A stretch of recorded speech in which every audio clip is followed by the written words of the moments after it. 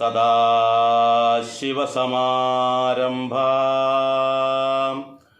ശങ്കരാചാര്യമധ്യമാം അസ്മദാചാര്യപര്യന്താം വന്ദേ ഗുരുപരമ്പര.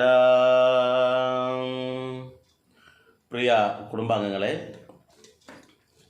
ഈ ഒരു കാലാംശത്തിൽ ഞാൻ നമ്മുടെ കുടുംബാംഗങ്ങൾക്ക് മുന്നിലേക്ക് വളരെ പ്രധാനമായിട്ടുള്ള ഒരു വിഷയത്തെക്കുറിച്ചുള്ള ഒരു പരിചയപ്പെടുത്തലാണ് ചെയ്യുന്നത്. പ്രഭാഷണം എന്ന് പറയാൻ പറ്റില്ല, ഒരു വിഷയത്തെക്കുറിച്ചൊന്ന് പരിചയപ്പെടുത്തുന്നു. അത് എന്താണെന്ന് വെച്ചാൽ, നമ്മൾ ചിന്തിക്കേണ്ട ഒരു കാര്യം എന്താണെന്ന് വെച്ചാൽ, നമ്മുടെ വീടുകളിൽ നമ്മൾ നിലവിളക്ക് കൊളുത്തുന്നുണ്ട്. അപ്പോൾ ഈ നിലവിളക്ക് കൊളുത്തുമ്പോൾ കേരളത്തിലാണ് ഈ നിലവിളക്കിന് ഇത്രയേറെ പ്രാധാന്യമുള്ളത്. അപ്പോൾ ആ നിലവിളക്കിൻ്റെ പ്രാധാന്യത്തെക്കുറിച്ചും ആ നിലവിളക്ക് കൊളുത്തുന്നതിനെക്കുറിച്ചും അത് നിലവിളക്ക് കൊളുത്തിക്കഴിഞ്ഞാൽ എങ്ങനെയാണ് അതിന് തിരിയിടേണ്ടത്, അതിൽ തിരിയുടെ ഇടുന്നത് മാത്രമല്ല എന്ത് എണ്ണ ഒഴിക്കണം, അത് ഏത് വിധത്തിലാണ് അതിന് ദീപം കൊളുത്തേണ്ടത്, അത് ആ ദീപം കൊളുത്തി അത് കഴിഞ്ഞതിന് ശേഷം തിരിയുടെ ദീപം പൊലിക്കാൻ പാടുണ്ടോ അല്ലെങ്കിൽ കെടുത്താൻ പാടുണ്ടോ, ഇങ്ങനെ തുടങ്ങിയിട്ടുള്ള എല്ലാ കാര്യങ്ങളും, നിലവിളക്കിനെ കുറിച്ചുള്ള എല്ലാ കാര്യങ്ങളും ഞാൻ ഇതിനു മുൻപ് ഈ ചാനലിൽ തന്നെ പ്രഭാഷണം ചെയ്തിട്ടുണ്ട്. അപ്പോൾ ആ നിലവിളക്കിൻ്റെ പ്രഭാഷണം ഒരുവിധം ആൾക്കാരൊക്കെ കണ്ടതുമായിരിക്കും. എന്നാലും ആരെങ്കിലും ഒഴിഞ്ഞു പോയിട്ടുണ്ടെങ്കിൽ നിങ്ങൾക്ക് ഇതിൻ്റെ താഴെയുള്ള ഭാഗത്ത് പോയി കഴിഞ്ഞാൽ അത് കിട്ടും. ഈ വീഡിയോ നിങ്ങൾ സബ്സ്ക്രൈബ് ചെയ്തവരാണെങ്കിൽ വളരെ പെട്ടെന്ന് തന്നെ ആ വീഡിയോ നമുക്ക് കണ്ടെത്തിയിട്ട് നിലവിളക്കിനെ കുറിച്ചുള്ള എല്ലാ ആശങ്കകളും നമുക്ക് ഇല്ലാതാക്കാൻ പറ്റും. എന്നാൽ ഈ പൂജാമുറിയിൽ നിലവിളക്കിനോടൊപ്പം തന്നെ പ്രാധാന്യമുള്ള മറ്റൊരു വസ്തുവും കൂടി കേരളത്തിലെ ആൾക്കാർ ഉപയോഗിക്കുന്നുണ്ട്. കേരളത്തിലുള്ള പൂജാമുറി ഉണ്ടെങ്കിൽ ആ പൂജാമുറിയിൽ നിർബന്ധമായിട്ടും, അതേപോലെ തന്നെ നമ്മൾ മറ്റ് പൂജാവേളകളിൽ നിലവിളക്കിനെ പോലെ തന്നെ പൂജാവേളകളിൽ നമ്മൾ ഉപയോഗിക്കുന്ന ഒരു വസ്തുവാണ് ഈ പറയുന്ന കിണ്ടി എന്ന് പറയുന്ന വസ്തു. ഈ കിണ്ടി കാണാത്ത ആൾക്കാരുണ്ടാകില്ല. അപ്പോൾ ഈ കിണ്ടി എന്ന് പറയുന്ന ഈ ഒരു വസ്തുവിനും അതേപോലെ വളരെയേറെ പ്രാധാന്യമുണ്ട്. അത് കേരളത്തിലാണെന്ന് മാത്രം. നമ്മൾക്കറിയാം, ഇപ്പോൾ പൂജാവേളകളിലൊക്കെ കേരളത്തിന് വെളിയിലാണെങ്കിൽ ഈ പറയുന്ന വസ്തു അല്ല ഉപയോഗിക്കുക. അതിന് പകരം അവിടെ പഞ്ചപാത്രം എന്ന് പറയുന്ന ഒരു വസ്തുവാണ് ഉണ്ടാവുക. എവിടെ? കേരളത്തിന് വെളിയിലാണെങ്കിൽ. എന്നാൽ കേരളത്തിൻ്റെ ഉള്ളിൽ ഈ പറയുന്ന കിണ്ടിയാണ് ഉപയോഗിക്കുന്നത്. കേരളത്തിന് വെളിയിൽ പഞ്ചപാത്രവും അതിനുള്ളിൽ തന്നെ ഒരു സ്പൂൺ ഉണ്ടാവും, ഉദ്ധരണി എന്ന് പറയുന്ന ഒരു സ്പൂണും. ഇത് രണ്ടും കൂടിയാണ് ഇപ്പോൾ ക്ഷേത്രത്തിൽ വരുന്ന ആൾക്കാർക്ക് തീർത്ഥം കൊടുക്കാനോ അല്ലെങ്കിൽ മറ്റുള്ള പൂജാവേളകളിൽ കർമ്മത്തിനൊക്കെ ഉപയോഗിക്കുന്നവരതാണ്. എന്നാൽ നമ്മുടെ കേരളത്തിൽ ഉപയോഗിക്കുന്ന ഒരു വസ്തുവാണ് ഈ പറയുന്ന കിണ്ടി. എന്താണ് ഈ കിണ്ടി ഉപയോഗിക്കാൻ കാരണം? എന്താണ് ഈ കിണ്ടിയുടെ പ്രത്യേകത? പൂജാമുറിയിൽ ഇത് വെക്കുമ്പോൾ എവിടെയാണ് വെക്കേണ്ടത്, ഏത് തരത്തിലാണ് വെക്കേണ്ടത്, ഇതൊക്കെ നമ്മൾക്ക് ആശങ്കകൾ അല്ലെങ്കിൽ ചിലപ്പോൾ സംശയങ്ങൾ ഉണ്ടാകാം. അപ്പോൾ ഈ സംശയങ്ങൾ തീർക്കുന്നതിന് വേണ്ടിയാണ് ഇന്നത്തെ ഈ ഒരു വീഡിയോ ഞാൻ ചെയ്യുന്നത്. അപ്പോൾ ഞാൻ എല്ലാ തവണയും പറയുന്നത് പോലെ ഇപ്പോഴും ഞാൻ വീണ്ടും പറയുകയാണ്, നിങ്ങൾക്ക് ഈ ചാനൽ ഇതുവരെ നിങ്ങൾ സബ്സ്ക്രൈബ് ചെയ്യാത്തവരാണെങ്കിൽ ദയവായിട്ടൊന്ന് സബ്സ്ക്രൈബ് ചെയ്യുക. അതുപോലെ തന്നെ അങ്ങനെ ചെയ്ത് കഴിഞ്ഞാലുള്ളൊരു ഗുണം ഞാൻ പറഞ്ഞിട്ടുണ്ട്. നിങ്ങൾക്ക് തുടർന്നുള്ള എല്ലാ വീഡിയോസും, ഞാൻ ചെയ്യുന്ന എല്ലാ വീഡിയോസും നിങ്ങൾക്ക് മെസ്സേജായിട്ട് നിങ്ങൾക്ക് വരും. നിങ്ങൾ അന്വേഷിച്ച് പോകേണ്ട ആവശ്യമില്ല, നിങ്ങൾക്ക് കിട്ടും എന്നർത്ഥം. മാത്രമല്ല, ഇപ്പോൾ ഞാൻ പറഞ്ഞു നിലവിളക്കിൻ്റെ ആ പ്രാധാന്യത്തെക്കുറിച്ചിട്ടുള്ള ഒരു വീഡിയോ ഞാൻ ചെയ്തിട്ടുണ്ട്. അതുപോലത്തെ നിരവധി വീഡിയോ ചെയ്തിട്ടുണ്ട്. അതൊക്കെ നിങ്ങൾക്ക് എളുപ്പത്തിൽ കിട്ടണമെന്നുണ്ടെങ്കിൽ ഇത് സബ്സ്ക്രൈബ് ചെയ്താലാണ് കിട്ടുക. അപ്പോൾ സബ്സ്ക്രൈബ് എന്നുള്ള നമുക്ക് നോക്കൂ, ഈ വീഡിയോയുടെ തൊട്ട് താഴെ നിങ്ങൾക്ക് ഇംഗ്ലീഷിൽ കാണാൻ പറ്റും സബ്സ്ക്രൈബ് എന്ന് എഴുതിയിട്ട് അവിടെ തൊട്ട് കൊടുക്കുക. അതിൽ തൊട്ട് കൊടുക്കുമ്പോൾ തന്നെ അവിടെ ഒരു മണിയുടെ ചിത്രം വരും, അതും കൂടി തൊട്ട് കൊടുക്കുക. ഓക്കെ, അത് നിങ്ങൾ സബ്സ്ക്രൈബ് ചെയ്തതായി. ഇനി നമുക്ക് വിഷയത്തിലേക്ക് വരാം, കാരണം നമ്മൾ സബ്സ്ക്രൈബ് ചെയ്യുന്നതിനിടയിൽ വിഷയം വിട്ടുപോകരുതല്ലോ. അപ്പോൾ ഈ കിണ്ടി എന്ന് പറയുന്ന ഈ വസ്തുവിന് വളരെയേറെ പ്രാധാന്യമുണ്ട്. നമ്മൾ ശരിക്കും ഈ പണ്ട് കാലങ്ങളിൽ നമ്മുടെ വീടുകളിൽ ഈ കിണ്ടി ഇല്ലാത്ത വീടുകൾ ഉണ്ടാവില്ല. എല്ലാ വീടുകളിലും ഈ കിണ്ടി ഉണ്ടായിട്ടുണ്ട്. കൂടുതലും 90% പൂജ പാത്രമായിട്ടാണ് അത് ഉപയോഗിക്കുക, പൂജയ്ക്ക് വേണ്ടിയിട്ടുള്ളത്. അതോടൊപ്പം തന്നെ ഈ കേരളത്തിലെ വീടുകളിൽ ഈ കാലഘട്ടങ്ങളിൽ ഉപയോഗിക്കുന്ന വേറൊരു കാര്യമാണ്, നമ്മൾ പുറത്ത് എവിടെയെങ്കിലും പോയി നിന്നിരിക്കട്ടെ, പുറത്ത് എവിടെയെങ്കിലും പോയി കഴിഞ്ഞാൽ അന്ന് പൈപ്പും വെള്ളവും കാര്യങ്ങളൊന്നുമില്ല. അപ്പോൾ പുറത്തു നിന്നും നമ്മുടെ വീട്ടിലേക്ക് കടന്നു വരുന്ന ആൾക്കാർക്ക് കാല് കഴുകാൻ വേണ്ടിയിട്ടും ഈ കിണ്ടിയിൽ വെള്ളം എടുത്തിട്ട് നമ്മൾ അവിടെ വെക്കാറുണ്ട്. അത് ഉമ്മറത്ത് വെക്കും. അപ്പോൾ വരുന്നവർക്ക് ആ വെള്ളം എടുത്ത് കാല് കഴുകി അവർക്ക് കാര്യങ്ങൾ ചെയ്യാം എന്നുള്ളത് കൊണ്ടാണ്. അല്ലെങ്കിൽ മുഖം കഴുകാനും നമ്മുടെ ആ ചൂടുള്ള സമയത്തൊക്കെ ഒരു ആശ്വാസത്തിനൊക്കെ എന്തിനും ഏതിനും ഈ കിണ്ടിയിലുള്ള വെള്ളവുമാണ് ഉപയോഗിച്ചിരുന്നത് എന്നർത്ഥം. അപ്പോൾ ഇവിടെ നമ്മൾ ചിന്തിക്കേണ്ട ഒരു കാര്യം എന്താണെന്നറിയോ, ഈ കേരളത്തിലും കേരളത്തിന് വെളിയിലുമുള്ള ആ കാര്യങ്ങളെക്കുറിച്ച് ഞാൻ പറഞ്ഞു. കേരളത്തിന് വെളിയിൽ പഞ്ചപാത്രവും ഉദ്ധരണിയുമാണ് ഉപയോഗിക്കുന്നത്, കേരളത്തിലാണ് കിണ്ടിയുള്ളതെന്ന്. എന്നാൽ ഈ കേരളത്തിന് വെളിയിൽ മാന്ത്രികമായ കർമ്മങ്ങൾക്കാണ്, ക്ഷേത്രങ്ങളിലും പൂജകളിലും മാന്ത്രിക കർമ്മങ്ങൾക്കാണ് പ്രാധാന്യം.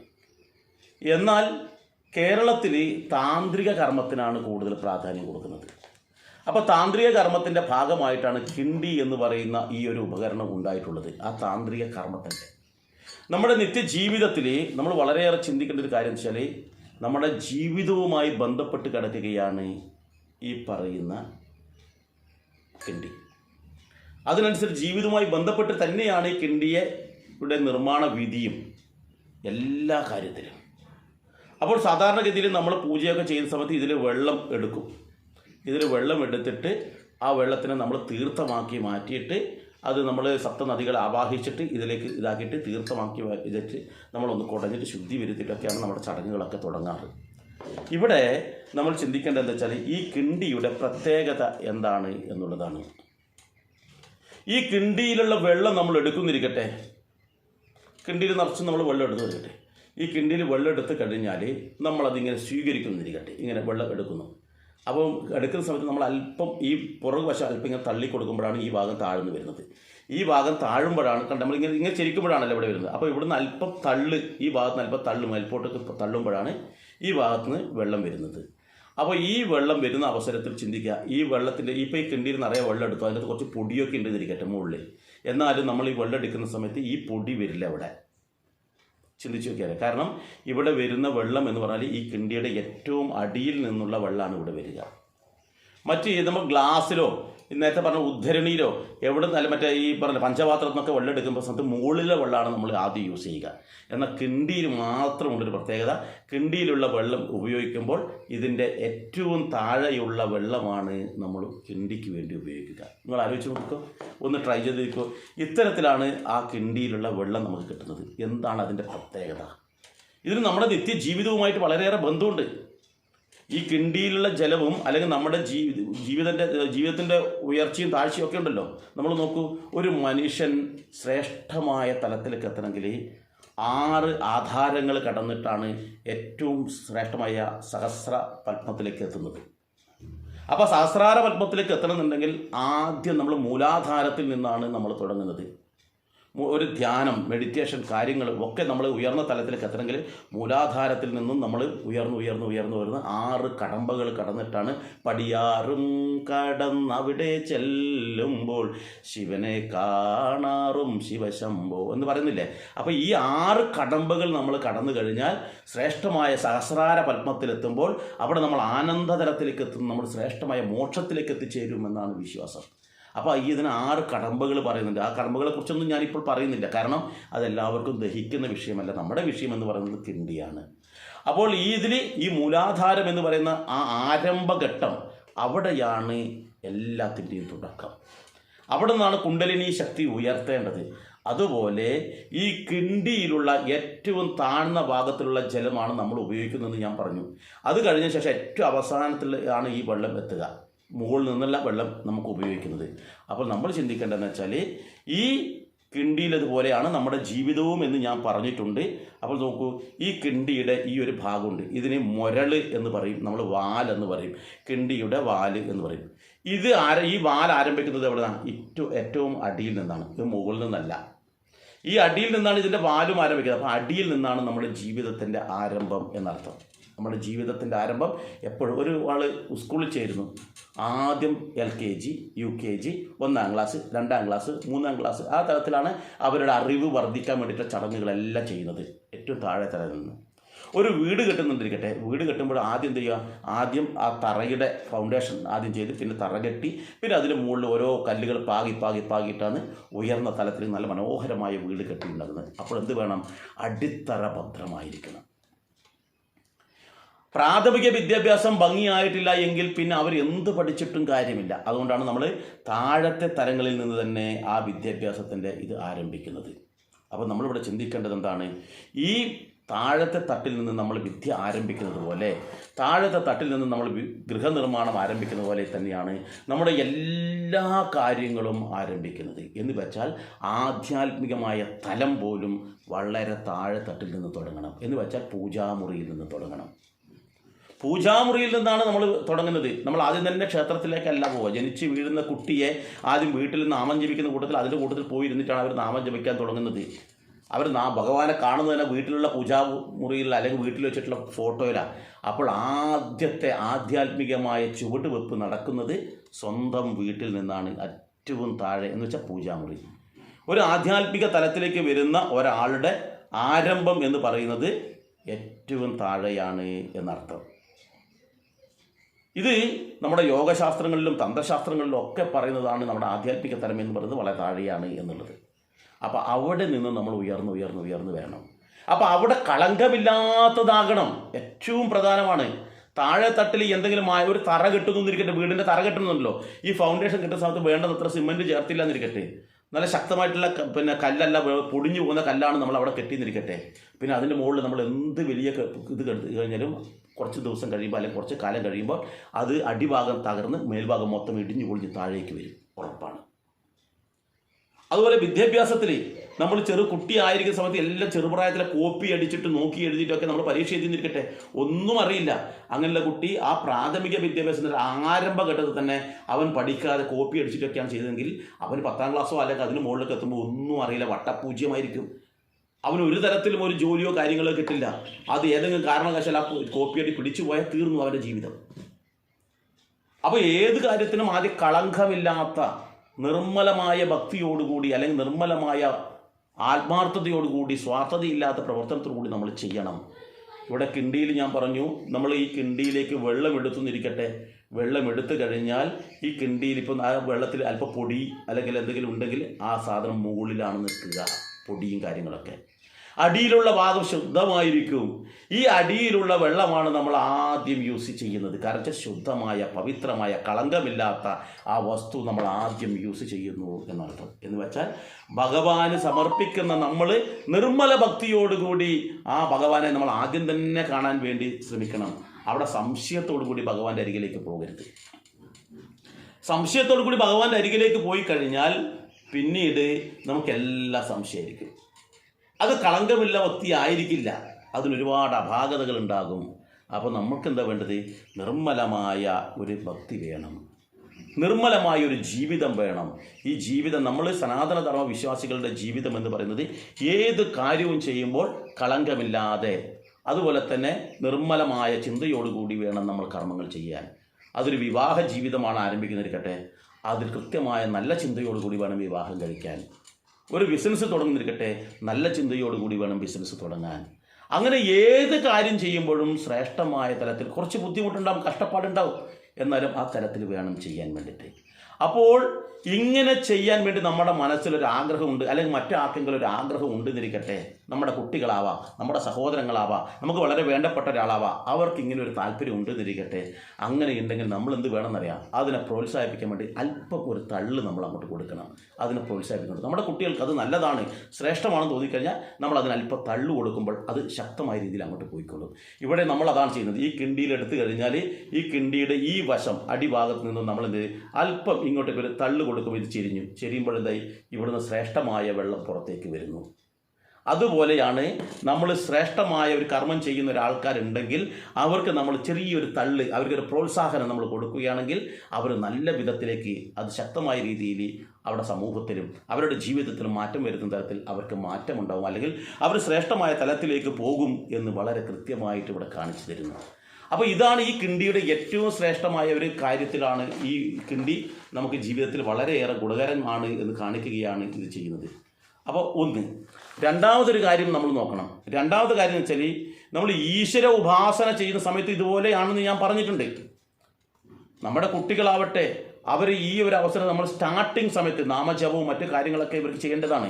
ആ സമയത്ത് ഇവർ ടി വിയും കളികളും അല്ലെങ്കിൽ പഠനവും ഭക്ഷണം കഴിക്കലും ഇതൊക്കെ ആയിട്ട് പോകുന്നുണ്ടെങ്കിൽ അവരെ നമ്മൾ ആദ്യം കൃത്യമായ ഒരു സ്ഥലത്തിരുത്തി അവർക്കതിൻ്റെ പ്രാധാന്യം പറഞ്ഞു കൊടുത്തിട്ട് ആ കുട്ടികളോട് പറയുക, ഇതിങ്ങനെയാണ്, ഈശ്വരൻ ഇന്നതാണ്, മറ്റത് ഇങ്ങനെയാണ് എന്നൊക്കെ പറഞ്ഞു കൊടുത്തിട്ട് അവർക്ക് ചെറിയൊരു തള്ള് നമ്മൾ കൊടുക്കുമ്പോൾ അവരുടെ മറ്റതെല്ലാം തന്നെ ആ കുട്ടിപ്രായത്തിൽ തന്നെ അവരുടെ മനസ്സ് കളങ്കമില്ലാതെ ഈശ്വരീയമായ ഭക്തി നിറയ്ക്കാൻ നമുക്ക് കഴിയണം. അങ്ങനെ ഈശ്വരീയമായ ഭക്തി, ഇതിൽ നമ്മൾ ശ്രേഷ്ഠമായ തീർത്ഥമാണ് നമ്മൾ നടക്കുന്നത്, വെള്ളമാണ് നടക്കുന്നത്. ഈ പവിത്രമായ വെള്ളം ഇതിൽ നിറച്ചിട്ട് ആ വെള്ളത്തിലാണ് ശ്രേഷ്ഠമായിട്ട് നമ്മൾ ഇങ്ങനെയാണ് വെള്ളം എടുത്തിട്ട് തീർത്തും കാര്യങ്ങളാക്കണമെങ്കിൽ ഇതിലേക്കൂടി എടുത്തിട്ട് നമ്മൾ സപ്ത നദികളെ ആവാഹിച്ച് ഇതിലേക്ക് തന്നെ ഒഴിച്ചിട്ടാണ് നമ്മൾ എന്ത് ചെയ്യുന്നത്, തീർത്ഥമുണ്ടാക്കുന്നത്. അതുപോലെ നമ്മുടെ കുട്ടികൾക്ക് ആത്മീയമായ കാര്യങ്ങൾ നമ്മൾ പറഞ്ഞു കൊടുത്തിട്ട് അവരെ സമൂഹത്തിന് ഉപകരിക്കുന്ന വിധത്തിലേക്ക് മാറ്റുവാൻ നമ്മൾക്ക് ഈ കിണ്ടിയെ പോലെ പ്രവർത്തിക്കണം. അതിന് വേണ്ടുന്ന തള്ള് കൊടുക്കുക എന്നുള്ളതാണ് നമ്മുടെ ഇത്. അതിലേക്ക് വേണ്ടുന്ന വെള്ളമൊഴിക്കുക എന്നുള്ളതാണ് നമ്മുടെ ഇത്. അങ്ങനെ ചെയ്തു കഴിഞ്ഞാൽ അവരും ശ്രേഷ്ഠന്മാരായി തീരും. അപ്പോൾ ഈ ഒരു കാര്യം നമ്മൾ വളരെ കൃത്യമായിട്ട് മനസ്സിലാക്കണം. കിണ്ടി എന്ന് പറഞ്ഞാൽ അത് കേരളത്തിൽ മാത്രം, കേരളത്തിലാണ് ബഹുഭൂരിപക്ഷം. ഇപ്പം കേരളത്തിൽ വെളിയിൽ മലയാളികൾ എത്തുന്നിടത്തൊക്കെ കിണ്ടി ഉണ്ട്. ആ കിണ്ടി നമ്മൾ ഇത്തരത്തിൽ ഉപയോഗിക്കേണ്ടതാണ്. ഇതിന് വളരെ താന്ത്രികപരമായിട്ട് വളരെയേറെ പ്രത്യേകതയുണ്ട് എന്ന് ഞാൻ പറഞ്ഞു. കാരണം ഇതിലുള്ള ജലം നമ്മൾ എങ്ങനെയാണ് നമ്മൾ സ്വീകരിക്കുന്നതെന്ന് ഞാൻ പറഞ്ഞു. ഈ ജലം സ്വീകരിക്കുന്നത് പോലെ തന്നെയാണ് നമ്മൾ നമ്മുടെ കാര്യങ്ങളും ചെയ്യേണ്ടത്. ഇത് ഇനി നമ്മൾ പൂജാമുറിയിലാണ് വെക്കുന്നിരിക്കട്ടെ. എന്തിനാണ് പൂജാമുറിയിൽ വെക്കുന്നത്? അവിടെയും പ്രത്യേകതയുണ്ട്. ഈ പൂജാമുറിയിൽ നമ്മൾ ഈ ജലം വെക്കുന്ന സമയത്ത് അവിടെ പൂജാമുറിയിലെ പ്രത്യേകത പറയുന്നത് എന്താ വെച്ചാൽ അവിടെ പഞ്ചഭൂതങ്ങളുടെ സാന്നിധ്യം ഉണ്ടാകണമെന്നാണ്. പൂജാമുറിയിൽ, കാരണം നമ്മുടെ ശരീരത്തിൽ പഞ്ചഭൂതങ്ങളുടെ സാന്നിധ്യമുണ്ട്. പഞ്ചഭൂതങ്ങളാൽ നിർമ്മിതമാണ് ഈ ശരീരം. അതിൽ അഗ്നിയുടെ സാന്നിധ്യമുണ്ട്, ജലത്തിൻ്റെ അംശമുണ്ട്, ഭൂമിയുടെ അംശമുണ്ട്, അതുപോലെ തന്നെ ആകാശത്തിൻ്റെയും വായുവിൻ്റെയും അംശം ഈ ശരീരത്തിലുണ്ട്. അതുപോലെ തന്നെയാണ് ഇതേ പഞ്ചഭൂതങ്ങളുടെ അംശം നമ്മൾ ഈ പൂജാമുറിയിലും വെക്കണം. അല്ലെങ്കിൽ വിളക്ക് കൊളുത്തുന്നത് എവിടെയാണോ നമ്മൾ പ്രാർത്ഥനയ്ക്ക് വേണ്ടിയിരിക്കുന്നത് അവിടെയും ഇത്തരത്തിലുള്ള അംശങ്ങൾ ഉണ്ടാകണം എന്നാണ് പറയുന്നത്. അപ്പോൾ അങ്ങനെ വരുന്ന അവസരത്തിൽ എന്തൊക്കെയാണ് പൂജാമുറിയിൽ ഇതിൻ്റെ അംശമായിട്ട് വെക്കുക? നമുക്കറിയാം, പൂജാമുറിയിൽ അല്ലെങ്കിൽ വിളക്ക് കൊളുത്തുന്നിടത്ത് നമ്മൾ എന്ത് ചെയ്യും? ഒരു നിലവിളക്ക് കൊളുത്തുമ്പോൾ ഒരു അഗ്നി അതിൽ കൊളുത്തുന്നുണ്ട്, ഒരു ദീപം കൊളുത്തുന്നുണ്ട്. ഈ ദീപം കൊളുത്തുന്ന അവസരത്തിൽ അവിടെ അഗ്നിയുടെ തത്വം അവിടെ ആയിക്കഴിഞ്ഞു, അഗ്നിയുടെ അംശം അവിടെ ഉണ്ടായി. പിന്നെയോ ഈ അഗ്നി കത്തണമെന്നുണ്ടെങ്കിൽ അവിടെ വായുവിൻ്റെ തത്വം വേണം, വായുവിൻ്റെ അംശം വേണം.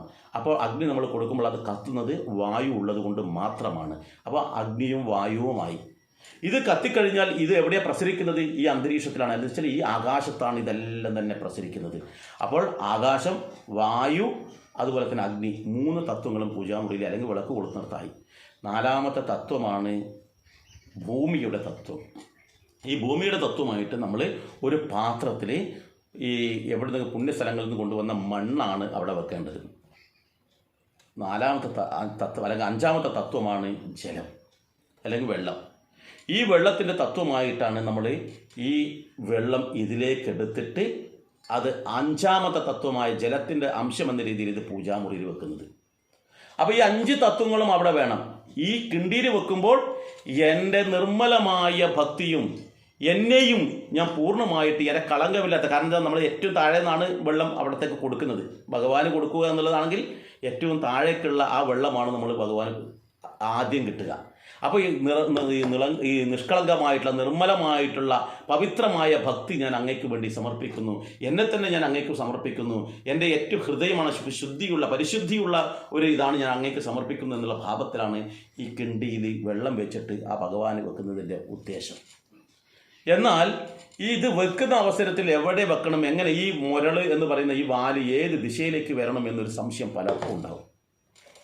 പലരും എൻ്റെ അടുത്ത് മുന്നേ പല ഈ പ്രഭാഷണ വേദികളിലൊക്കെ പോകുമ്പോൾ അവിടെ നിന്ന് ചോദിക്കാറുണ്ട്, ഇത് നമ്മൾ കിഴക്കോട്ടല്ലേ ഇതിൻ്റെ വാല് വെക്കേണ്ടത്? മറ്റു ചിലർ പറയും കിഴക്കോട്ട് രാവിലെയും വൈകിട്ട് പടിഞ്ഞാറോട്ടും അല്ലേ വേണ്ടത്, കാരണം സൂര്യൻ്റെ ദിശക്കനുസരിച്ചല്ലേ വേണ്ടത്. അങ്ങനെയാണെങ്കിൽ ഉച്ചയ്ക്ക് എവിടെ വെക്കേണ്ടി വരും? നമുക്ക് കുത്തനെ വെക്കാൻ പറ്റുമോ? ഒരു സംശയമാണ്. കാരണം ഉച്ചയ്ക്ക് സൂര്യൻ മുകളിലുള്ളത്, അപ്പോഴാണ് നമ്മളിത് വെക്കുന്നുണ്ടെങ്കിൽ എന്ത് ചെയ്യും? അപ്പോൾ അത് ഇങ്ങനെ ചോദിക്കുന്ന ആൾക്കാരോടുള്ളൊരു മറുപടിയാണ് മാത്രം. എന്നാൽ നമ്മൾ ചിന്തിക്കേണ്ടത് വെച്ചാൽ ഈ ജലം നമ്മൾ ആർക്കു വേണ്ടിയാണോ വെക്കുന്നത് അവർക്കനുസരിച്ച് വേണം ഇതിൻ്റെ മുരൾ അല്ലെങ്കിൽ വാല് വെക്കാൻ വേണ്ടിയിട്ട്. ഈ വാല് വെക്കണമെങ്കിൽ അങ്ങനെ വെക്കാൻ പാടുള്ളൂ. ഉദാഹരണം, ഇത് എനിക്ക് ഒരാൾ കുടിക്കാൻ വേണ്ടി തരികയാണെന്നിരിക്കട്ടെ. എനിക്ക് കുടിക്കാൻ തരുമ്പോൾ ഈ വാലിൻ്റെ ഭാഗമല്ലേ എൻ്റെ ഭാഗത്തേക്ക് വരേണ്ടത്. ഇങ്ങനെ കുടിക്കണമെന്നുണ്ടെങ്കിൽ വാലിൻ്റെ ഭാഗമാണ് വരേണ്ടത്, അല്ലെങ്കിൽ മുരളാണ് എൻ്റെ ഭാഗത്ത് വരേണ്ടത്.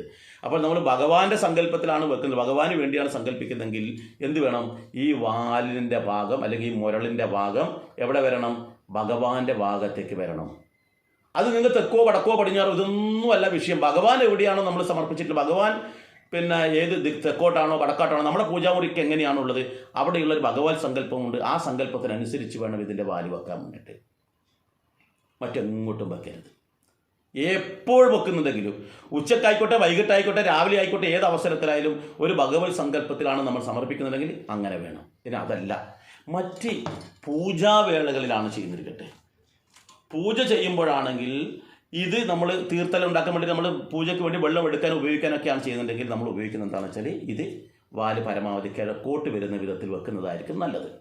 മറ്റുള്ള സമയങ്ങളിൽ മാത്രം അല്ല. ഒരു വ്യക്തിക്ക് കൊടുക്കുകയാണോ അല്ലെങ്കിൽ ഒരു പൂജ പ്രധാനമായിട്ടൊരു ഹോമത്തിലോ അല്ലെങ്കിൽ വേറെ ഏതെങ്കിലും ഈശ്വര സങ്കല്പത്തിൻ്റെ മുമ്പിലോ വെക്കുന്നുണ്ടെങ്കിൽ, ഗണപതിക്ക് വെക്കുകയാണെങ്കിൽ ഒക്കെ തന്നെ ഈ വാല് നമ്മൾ വെക്കേണ്ടത് ആ ദേവൻ്റെ നേർക്കാണ് എന്ന് കൃത്യമായിട്ട് നമ്മൾ മനസ്സിലാക്കുക. ഇത് അറിയാതെ നമ്മൾ പലരും പലതരത്തിൽ വെക്കാറുണ്ട്. അത് തെറ്റാണ്. യഥാർത്ഥത്തിൽ അത് ആരെ ഉദ്ദേശിച്ചാണോ വെക്കുന്നത് അവർക്ക് തന്നെ അത് നമ്മൾ അല്ലെങ്കിൽ അവരുടെ ഭാഗത്ത് തന്നെ നമ്മളത് വെക്കാൻ വേണ്ടി ശ്രമിക്കുക. ഇങ്ങനെ നമ്മൾ വെക്കുന്ന അവസരത്തിൽ പഞ്ചഭൂതങ്ങളുടെ സാന്നിധ്യമായിട്ടുള്ള ജലമാണ് അവിടെ വെക്കുന്നത്. ആ വെക്കുന്ന അവസരത്തിൽ നമ്മൾ പറ്റുമെങ്കിൽ ഇത് തീർത്ഥമാക്കാൻ പറ്റുമെങ്കിൽ നന്നായിരിക്കും. ഇതിലുള്ള വെള്ളം സപ്തനദികളെ ആവാഹിച്ച് ഇതിൽ ഇരുത്താൻ പറ്റുന്നത് നന്നായിരിക്കും. എന്താ പറയുക, ഇത്രയേ ഉള്ളൂ, വളരെ ലളിതമാണ്. അല്പം വെള്ളം നമ്മൾ ഈ കിണ്ടിയുടെ വാലിലൂടെ നമ്മൾ കൈയുടെ ഈ ഇതിലേക്ക് ഇങ്ങനെ ഒഴിക്കുക. എന്നിട്ട് നമ്മളിങ്ങനെ പിടിച്ചിട്ട് ഓം ഗംഗേ ച യമുനൈ ചൈവ ഗോദാവരി സരസ്വതി നർമ്മദേ സിന്ധു കാവേരി ജലസ്മിൻ സന്നിധിം കുരു എല്ലാം ഇതിലേക്ക് അങ്ങോട്ട് ഒഴിക്കുക. ഇതിലേക്ക് ഒഴിച്ചിട്ട് അടവെക്കുക. അപ്പോഴെന്തായി, ഇതിനകത്തിലുള്ള വെള്ളവും അതേപോലെ സപ്തനദികളാൽ സമ്പുഷ്ടമായി എന്നുള്ള ചിന്ത നമ്മളിലേക്ക് വരും. അപ്പോൾ ആ സപ്തനദികളായിട്ടുള്ള ഗംഗയെയും യമുനയും ഒക്കെയാണ് ഞാൻ ആർക്ക് ഭഗവാന്റെ മുമ്പിൽ സമർപ്പിച്ചിട്ടുള്ളത് എന്നുള്ള ഒരു ചിന്ത, ഒരു സന്തോഷം നമുക്കുണ്ടാകും. നമ്മുടെ വീടുകളിലൊക്കെ ഇത്തരത്തിൽ നമ്മൾ പൂജാമുറിയിൽ വെക്കുമ്പോൾ ഈ കാര്യം ചെയ്യുക. വിളക്ക് കൊളുത്തുന്നിടത്ത് നമ്മൾ എന്തായാലും വെള്ളം വെക്കേണ്ടതുണ്ട്. അങ്ങനെയുള്ള സമയത്ത് ഇത്തരത്തിലുള്ള ഒരു പാത്രം നമ്മൾ വീട്ടിൽ വാങ്ങിച്ച് വെക്കുന്നത് നല്ലതാണ്. ഇതിന് താന്ത്രികപരമായിട്ടൊക്കെ വളരെയേറെ പ്രാധാന്യമുള്ളതാണ്. ഇത് തന്നെയാണ് നമ്മുടെ ജീവിതത്തിൻ്റെയും വിലയിരുത്തലെന്ന് നമ്മൾ വ്യക്തമായിട്ട് മനസ്സിലാക്കണം. അതുപോലെ അത് മനസ്സിലാക്കിക്കൊണ്ട് കാര്യമില്ല, അതുപോലെ ജീവിക്കാനും നമ്മൾ തയ്യാറാവണം. കാരണം താഴെത്തട്ടിൽ നിന്ന് തന്നെ നമ്മൾ സാവധാനം വളർന്നു വരണം. താഴെത്തട്ടിൽ നിന്ന് ചെയ്യുന്ന കാര്യങ്ങൾ കളങ്കമില്ലാതെ ഏത് കാര്യവും നമ്മൾ ചെറുപ്പത്തിൽ തന്നെ നമ്മൾ അല്പം മോഷണം പഠിച്ചു കഴിഞ്ഞാൽ, ഒരു തട്ടിപ്പ് പഠിച്ചു കഴിഞ്ഞാൽ അതെല്ലാം ജീവിതകാലം മുഴുവൻ ഉണ്ടാവും. ചൊട്ടയിലെ ശീലം ചുടല വരെ എന്ന് പറയും പോലെ. അതേ അവസരത്തിൽ കളങ്കമില്ലാതെ ശ്രേഷ്ഠമായിട്ടുള്ള ഒരു ജീവിതമാണ് നമ്മൾ തുടക്കം കുറിക്കുന്നത്. ഏത് കർമ്മവും അങ്ങനെയാണ് ചെയ്യുന്നുണ്ടെങ്കിൽ അത് ആജീവാനന്ദ കാലം വരെ അത് ഉണ്ടാകും എന്നും കൂടി നമ്മൾ മനസ്സിലാക്കുക. അതാണ് ഈ കിണ്ടിയുടെ തത്വം എന്നും കൂടി നമ്മൾ മനസ്സിലാക്കുക. കാരണം ഈ കിണ്ടിയുടെ ഏറ്റവും താഴെയുള്ളത് ശുദ്ധമായ പവിത്രമായിട്ടുള്ള സാധനമാണ്. അതാണ് നമ്മൾ എല്ലാവർക്കും കൊടുക്കുന്നത്. എന്ന് വെച്ചാൽ നമ്മുടെ ഉള്ളിൽ പലതരത്തിലുള്ള മാലിന്യങ്ങൾ ഉണ്ടാവും. കളവ് പറയുന്ന സ്വഭാവം ഉണ്ടാവും, മോഷണം ചെയ്യുന്നുണ്ടാവും, തട്ടിപ്പുണ്ടാവും, പറ്റിക്കലുണ്ടാവും. പക്ഷേ നമ്മൾ ഒരാൾക്ക് മുന്നിലേക്ക് വരുന്ന അവസരത്തിൽ, ഒരാൾക്ക് നമ്മൾ പകർന്നു കൊടുക്കുന്ന അവസരത്തിൽ എപ്പോഴും ശ്രേഷ്ഠമായതേ കൊടുക്കാവൂ.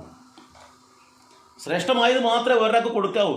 അതല്ലാതെ നമ്മൾ പൊടിയും ഒരാൾക്ക് കുടിക്കാൻ വേണ്ടി നമ്മൾ വെള്ളം കൊടുക്കാനിരിക്കട്ടെ, നമ്മൾ പൊടിയില്ലാത്തത് വേണം കൊടുക്കാം, നമ്മൾക്ക് ഇഷ്ടപ്പെട്ടത് വേണം കൊടുക്കാൻ വേണ്ടിയിട്ട്. നമ്മൾ ഭക്ഷണം കൊടുക്കുവാണ് ഏറ്റവും ശ്രേഷ്ഠമായത് കൊടുക്കണം. അറിവ് കൊടുക്കുവാണ് നല്ലത് മാത്രം പറഞ്ഞു കൊടുക്കുക, മോശം പറഞ്ഞു കൊടുക്കരുത്.